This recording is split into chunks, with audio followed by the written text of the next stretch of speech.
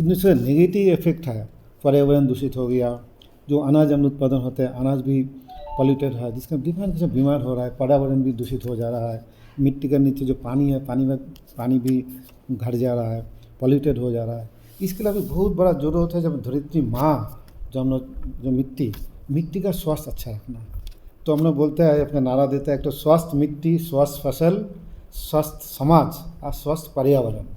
जिसे धरित्री माँ का स्वास्थ्य अच्छा होगा, हम लोग का माँ हम लोग उनका संतान है।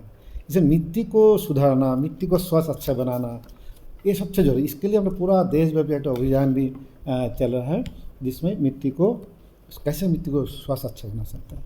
हम लोग का जो प्रतिपदा है 9 अप्रैल आ रहा है, तो उसी समय से एक अभियान टाइप चल रहा है। तो कैसे हम लोग को इस आदमी को ज़्यादा से सब संस्था, मैंने जो धर्मीय संस्था क्या ऐसा भी जो काम का ग्राम उन्नयन, कृषि उन्नयन से जोड़ा है, जितना संस्था है, जैसे रामकृष्ण मिशन है, इस्कॉन है, रामचंद्र मिशन है, सिद्धगिरी मठ है, पतंजलि है, गायत्री परिवार है, भारतीय किसान संघ है, वनवासी कल्याण आश्रम है, विश्व हिंदू परिषद है, भारत सहकार भारती, विद्या भारती आदि सब जितना संस्था है, सबको वंशीगिर गौशाला, यूथ फाउंडेशन आदि जितना संस्था को लेकर हम लोग कोई काम कर रहे हैं।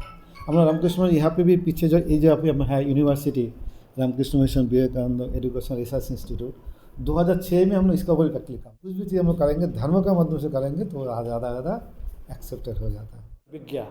क्योंकि अगर आपको भी पता चले कि ये सिंपल पेटेंटेड प्रोडक्ट है, पेटेंट का आपको डिटेल दे दें, आप खुद इंटरनेट पे सर्च करेंगे कि अगर इसको लगाने से आपका मोबाइल का रेडिएशन 50% तक कम हो जाए, लेकिन आम जनता को आइडिया ही नहीं है। तो ये कुछ भी नहीं है। हाँ, तो मतलब पुराने ज़माने में हमारे घरों को लीपण किया जाता था गोबर। तो पुराने ज़माने में जो ऋषि मुनि थे, इतने आज के ज़माने में हम जिनको साइंटिस्ट बोलते हैं, पुराने ज़माने में ऋषि मुनि क्या थे, साइंटिस्ट ही तो थे।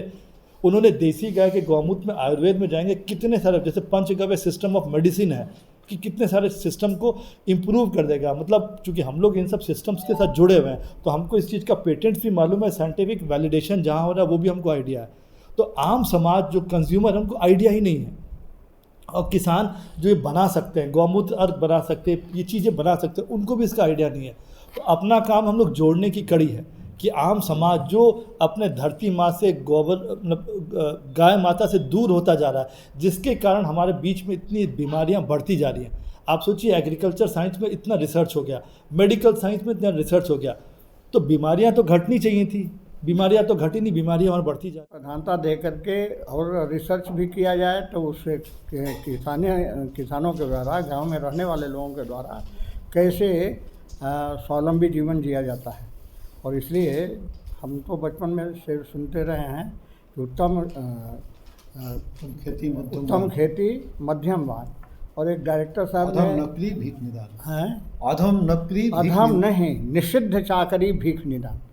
उसको बाद में जिन लोगों ने इसको मैंने विकृत करने के लिए, तब उन्होंने कहा अधम नहीं, निकृष्ट चाकरी हमारे यहाँ था ही नहीं। तो जिन लोगों ने आकर के यहाँ के लोगों को नौकरी देने की उनके अंदर प्रेरणा थी, इंडस्ट्रियलाइजेशन किया, उन लोगों ने ऐसा कर दिया। और इंडस्ट्री खुलने के बाद स्वाभाविक है अर्निंग ज़्यादा होती है, अर्निंग ज़्यादा होती है, लोगों का उधर से ध्यान घटने लगा। कृषि संबंधी रिसर्च भी कम होने लगे, उत्पादन भी कम और गुणवत्ता भी घटने लगी। आज भी गांव देहात में लोग घर बना दिए हुए हैं, लेकिन वो मैं जाता हूँ, सर्वे करता हूँ, सब NPA हैं, बड़े बड़े घर बना दिए हुए हैं लोग, लेकिन वो नॉन प्रोडक्टिव एसेट हैं, कोई रहता भी नहीं उसमें। तो इसलिए जो हमारा जो प्रयास है, हर एक चीज़ मैं बताऊँगा, पिछले कई वर्षों से कर रहा हूँ। कुछ लोगों को जो जागरूक हो जाते हैं, जो समझ जाते हैं कि वास्तव में जैविक उत्पाद आवश्यक है, उनसे मैं आग्रह करता हूं कि आप कहीं पर, आपके लिए जहां नज़दीक हो, मैं बात करता हूं, वहां आप जाके भूमि पूजन कीजिए।